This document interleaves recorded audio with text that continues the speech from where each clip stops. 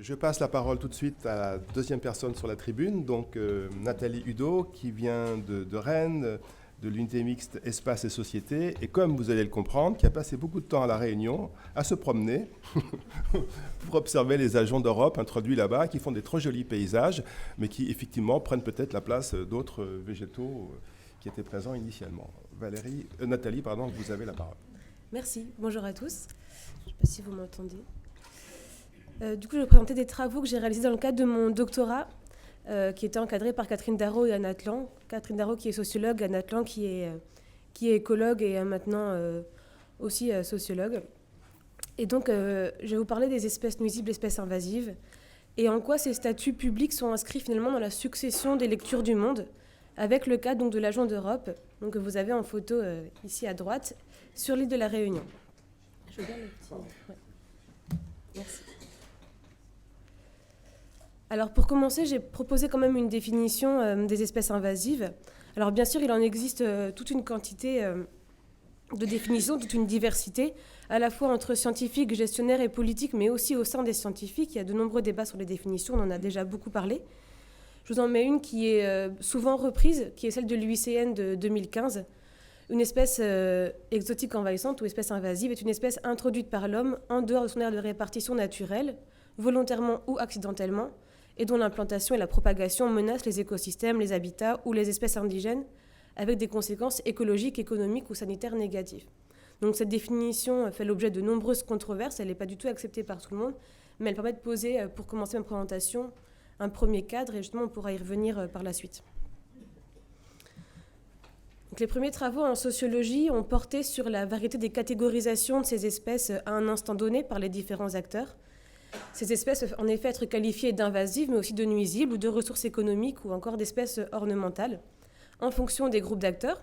On en a vu plusieurs, scientifiques, gestionnaires, chasseurs, promeneurs, mais aussi en fonction de chacun des individus, puisque selon les spécificités de ce rapport à la nature, des conséquences économiques engagées ou encore des questions d'affection pour l'espèce ou de sensibilité, on pourra avoir un rapport différent avec ces espèces.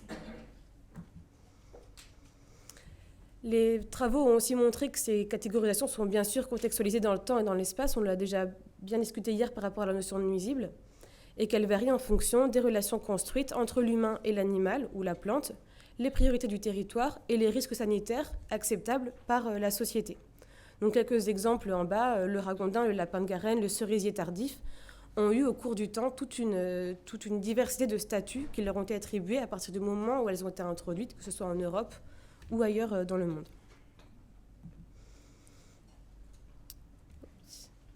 Donc à partir de ces éléments-là, ce qui nous a intéressé, c'est d'identifier pour une espèce tous les statuts publics qui lui ont été attribués depuis son introduction dans une nouvelle ère géographique et de comprendre comment on est passé d'un statut à l'autre au cours du temps. Et on s'est intéressé particulièrement aux statuts publics, c'est-à-dire aux statuts sociaux attribués à la plante qui ont vraiment eu une expression significative dans l'espace public, à travers des publications, à travers des traces écrites importantes déjà, et puis une mobilisation des acteurs politiques et publics sur ces questions-là. Donc avec l'agent d'Europe sur la Réunion. Alors pourquoi l'agent d'Europe et pourquoi l'île de la Réunion ? Bon, d'abord, on avait aussi des études en biologie sur l'agent d'Europe simultanément, ce qui nous a permis vraiment d'avoir une analyse assez intéressante, interdisciplinaire sur la question. Et puis parce que l'agent, c'est une espèce qui est facilement reconnaissable, et donc dans les textes même les plus anciens, qui peuvent remonter à 200 ans, en tout cas dans le cadre de notre analyse, il n'y a pas d'erreur d'identification possible. Donc on est sûr que c'est l'agent, quand on nous parle de l'agent d'Europe, on est sûr qu'il n'y a pas de problème d'identification de l'espèce. Et puis c'est intéressant puisqu'elle a été introduite volontairement sur l'île de la Réunion, et aujourd'hui on veut l'éradiquer parce qu'elle est invasive. Et donc on a forcément une transition de statuts qui sont diamétralement opposés. Et elle est déclarée invasive à La Réunion, mais aussi à l'échelle mondiale. C'est dans les principales espèces invasives, les 100 parmi les pires espèces invasives au monde. Donc c'était intéressant de voir ce qui se passait. Et puis La Réunion, c'est intéressant parce que c'est un terrain d'étude qui est circonscrit, avec un accès qui est relativement facile aux archives et aux documents publics, notamment parce que la colonisation de l'île de la Réunion fixe et pérenne ne remonte qu'à 350 ans. Donc on a quand même une plage qui est assez restreinte pour travailler sur ces questions-là. Alors pour identifier les différents statuts, au niveau des documents qu'on a étudiés, il y avait des entretiens semi-directifs avec les personnes qui sont impactées ou concernées par l'agent aujourd'hui à l'île de la Réunion, et également des documents écrits du 19e au 21e siècle. En fait, on est remonté un peu plus tôt, mais on a vite trouvé la date d'introduction de l'agent en 1820, donc on est parti de 1820, et puis on a collecté tout un tas de documents, donc textes réglementaires, écrits scientifiques, rapports, guides techniques, articles de presse, tout un panel de documents. Et ce qu'on regardait dans ces documents-là, c'était à la fois par rapport à l'agent, comment il était décrit, avec quelle terminologie, quels adjectifs, quel attribut biologique était ciblé sur la plante pour en parler, et puis quel type de justification aussi, quel registre de justification. Et pour les auteurs de chacun de ces documents, on regardait leur parcours professionnel, leur origine sociale, et puis leur relation avec d'autres acteurs. Est-ce qu'ils étaient en connexion professionnelle ou privée avec d'autres acteurs, et en quoi ça pouvait jouer sur l'émergence d'un statut plus qu'un autre. Et on a aussi utilisé un indicateur quantitatif qui était le nombre de documents de littérature spécialisée publicisant chacun des statuts, parce qu'en fait les documents de littérature spécialisée sont plus facilement, on a une collecte beaucoup plus exhaustive, proche de l'exhaustif, alors que pour les autres types de documents c'est un peu plus difficile, donc ils viennent appuyer cet indicateur-là, mais on a choisi un indicateur quantitatif en plus. Donc on a identifié 5 statuts depuis la date d'introduction en 1820. Il y a eu le statut de plante utile, patriotique. En fait, c'est nous qui avons nommé ces statuts. C'est la terminologie que nous, on a associé un mot pour un ensemble en fait, de citations, de verbatim, d'extraits de documents. C'est ce qui correspondait à ce qu'on trouve... c'est nous qui avons nommé ces statuts comme ça.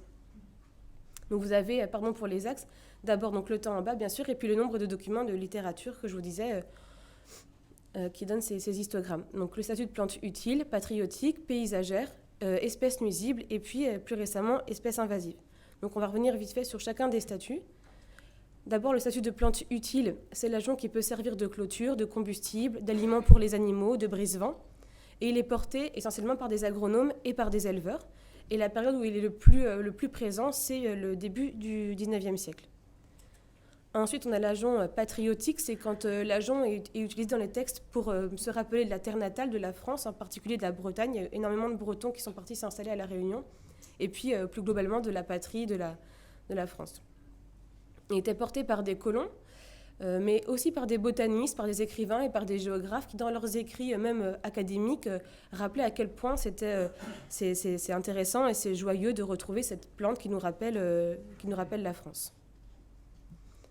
Ensuite, on a eu le statut de plante paysagère. C'est l'agent quand il est vraiment décrit de façon indigénisée, entre guillemets, faisant partie de la végétation locale. Il est tout à fait dans une liste d'espèces pour décrire la végétation de l'île de la Réunion sans mentionner son statut de plante exotique ou qu'elle ne vienne pas de la Réunion. Elle fait partie de la végétation par ses couleurs jaunes, par ses fleurs jaunes. On apprécie sa floraison ou alors on n'apprécie pas forcément, mais en tout cas, elle fait partie de l'île de la Réunion.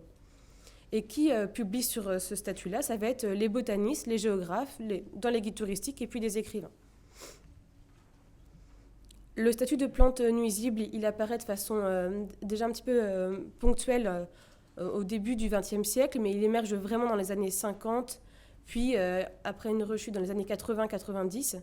Et là, c'est au moment où on développe les prairies de pâturage et l'élevage un peu plus intensif à La Réunion. Et en fait, l'agent réduit les surfaces utilisables et donc est vraiment déclaré comme une espèce nuisible qui pose problème, contre laquelle il faut absolument lutter. Et c'est de nouveau porté par les agronomes et les éleveurs, les géographes et les écrivains. À partir des années 70-80 et puis jusqu'à aujourd'hui, on a le statut de plante invasive qui est très publicisé aujourd'hui à La Réunion. C'est l'agent qui menace les espèces indigènes et endémiques et qui va modifier le fonctionnement des écosystèmes. Et ce statut-là est porté, lui, par des botanistes, gestionnaires, écologues, par des ministères, par l'UNESCO et par des bureaux d'études du secteur privé, etc. Donc on a bien ces 5 statuts qui se sont succédés, qui se sont aussi chevauchés et qui ont cohabité à certaines époques. Alors pour commencer à expliquer ces transitions, je voulais revenir sur le succès écologique de la plante qui a fait l'objet d'une autre étude où on a essayé de retracer comment la plante s'est développée et à quelle vitesse dans l'île. Et en fait, je vous ai mis ici les différentes étapes. Donc, on a en fait, classiquement pour une espèce invasive, on parle de l'étape d'introduction, sur l'île déjà, mais en jardin au début, puis après dans le milieu naturel, la période de naturalisation, où elle va s'adapter à son nouveau milieu, et puis la période d'expansion, et des fois une période de réduction ou pas.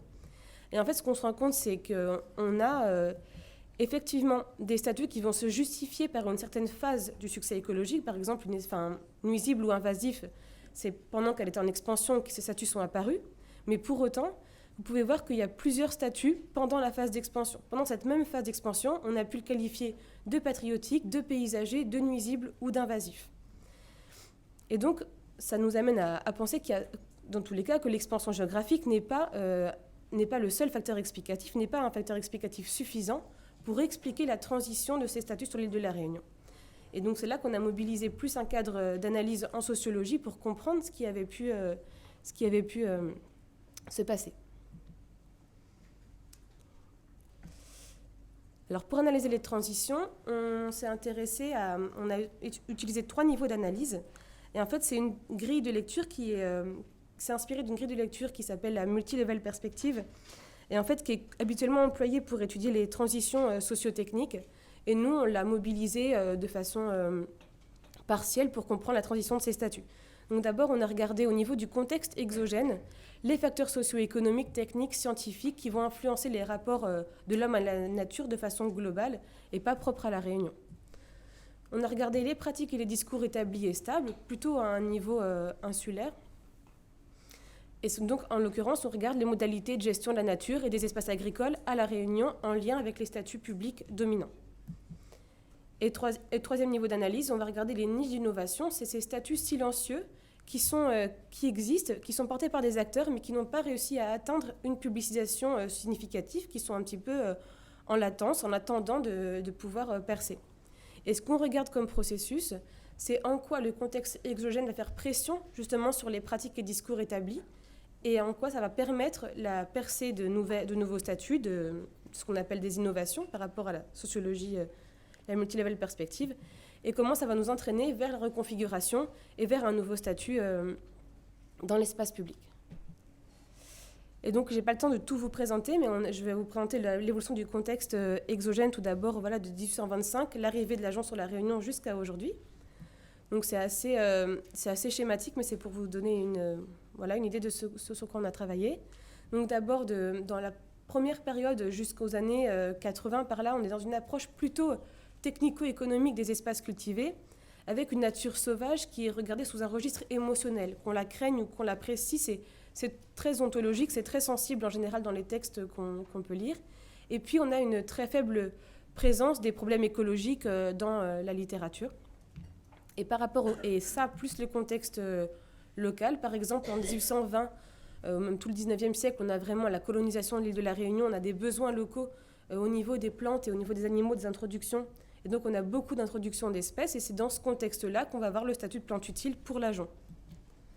Ensuite, dans la période de l'entre-deux-guerres, on a eu vraiment un mal du pays important à La Réunion, un isolement de l'île de la Réunion par rapport à la métropole, qui était très mal vécu par les colons installés là-bas. Et c'est à ce moment-là qu'on a vu surgir et qu'on voit surgir le statut de plante patriotique, comme pour se rappeler et se reconnecter à la patrie. Ensuite, dans les années 70, c'est le moment où on a une vague de fonctionnaires qui viennent s'installer à La Réunion avec un début de la civilisation des loisirs et donc un usage beaucoup plus contemplatif des espaces naturels. C'est la première fois qu'il y a cet usage-là à La Réunion de ces espaces dans les hauts de l'île de la Réunion, dans les montagnes. Et c'est là qu'on a aussi l'émergence du statut de plante paysagère. Ensuite, dans les années 80-90, on a le développement de l'élevage avec sa modernisation et son intensification. Et c'est là aussi qu'émerge le statut de plante nuisible. Et puis, on a une rupture qui apparaît dans les années 80-90 de façon beaucoup plus globale, pas du tout propre à La Réunion, mais donc avec cette mise en doute de la nature indestructible, la nature sauvage, qui serait douée d'une grande capacité de résilience, et avec les effets négatifs de la pression anthropique sur l'environnement, les effets négatifs de la mondialisation, de l'uniformisation des milieux qui sont décriés, et la prise de conscience des dégâts causés par les activités humaines. Et donc c'est à ce moment-là que naît un sentiment de responsabilité envers les générations futures, envers les non-humains, envers la nature, qui doivent être protégés pour eux-mêmes, et pas seulement par rapport à l'être humain. Et c'est dans ce contexte-là qu'on a l'apparition de la notion de biodiversité à l'échelle beaucoup plus globale, mais aussi à La Réunion, et la dichotomie entre les espèces indigènes et les espèces exotiques. Les espèces exotiques envahissantes qui sont considérées comme une des menaces principales pesant sur cette biodiversité qu'il faut protéger et qui est un problème d'origine anthropique. Donc, par ailleurs, les évolutions du contexte, donc on l'a vu, elles ouvrent des fenêtres d'opportunité pour que ces statuts puissent émerger. Ils étaient latents avant d'être publicisés, mais il leur faut des fenêtres d'opportunité pour qu'ils puissent se développer. Mais c'est particulièrement possible si on a un réseau d'acteurs qui est légitime et qui est capable de porter ce statut dans l'espace public et de se faire entendre.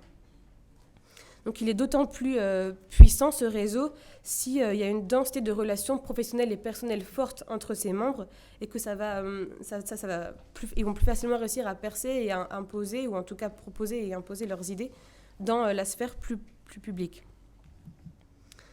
Ensuite, ce statut, sa domination, elle est aussi renforcée si il est matérialisé par des actions de gestion, par exemple, ou par une traduction en texte normatif ou en action de gestion, en plan de gestion, etc. Ça le rend beaucoup plus puissant. Donc, on a vu que ce statut, la publication d'un statut, c'est le fruit, d'après notre étude, d'un contexte extraterritorial et de l'articulation à l'échelle territoriale de récits portés par des institutions, de leviers de normalisation et de traduction technique, économique et matérielle de ces récits. Et par rapport à cette analyse-là, ce que je vous proposais pour finir ma présentation, c'est de comparer les statuts rapidement d'espèces nuisibles et d'espèces invasives. Il y en a un qui est aujourd'hui silencieux et il y en a un qui est aujourd'hui très publicisé, et d'essayer de comprendre ce qui peut l'expliquer. En effet, au début, on pourrait penser que c'est un même statut, en fait, puisqu'on a vu dans la définition du départ qu'une espèce exotique envahissante, ça peut avoir des effets à la fois en économie, à la fois en environnement et en sanitaire. Donc ça pourrait être finalement le même statut, mais juste des aspects différents du même statut. Et en effet, l'agent est en expansion dans les milieux agricoles et naturels. Les acteurs utilisent tous le terme de peste végétale à La Réunion pour parler de ce problème-là. Et puis il y a une congruence dans les actions de contrôle et d'éradication. Mais pour autant, on n'a pas les mêmes attributs biologiques de la plante qui sont ciblés. On ne s'intéresse pas aux mêmes caractéristiques de la plante. C'est différents types d'impacts. Et puis surtout, les réseaux d'acteurs sont très différents et sont totalement cloisonnés, avec très peu d'échanges. Donc pour le statut invasif, il a l'articulation tout à fait cohérente du contexte extérieur, du régime de gestion des espaces et de la légitimité du réseau qui le porte. En revanche, pour le statut nuisible, on a un statut qui est beaucoup moins porté par le contexte extérieur. On a les administrations qui croient que la plante est totalement gérée par les éleveurs et qu'elle ne pose aujourd'hui aucun problème. Et ceci est renforcé par le fait qu'il y a une disparition aujourd'hui des acteurs qui vont tisser le lien entre les éleveurs et les administrations publiques. Et donc, il n'y a plus du tout de remontée de terrain auprès des administrations qui, du coup, se sont un peu déchargées du problème et considèrent que c'est une espèce gérée, un problème géré, et pas du tout une espèce nuisible. Et puis, on a aussi, comme facteur explicatif, un silence des éleveurs dans l'espace public qui n'ont pas du tout s'exprimer sur leurs contraintes et qui vont qui sont probablement en train d'intérioriser qui intériorisent une forme de domination, en fait. Et c'est sur ce dernier aspect qu'on est en train de travailler aujourd'hui avec une étude plus socio-anthropologique et historique sur l'histoire de ces éleveurs, en fait, qui sont des petits blancs des hauts et qui ont une histoire très particulière à La Réunion. Et donc on poursuit pour comprendre justement cette histoire du statut nuisible aussi en approfondissant les éléments propres à ce groupe d'acteurs. Et j'en ai terminé. Je vous remercie.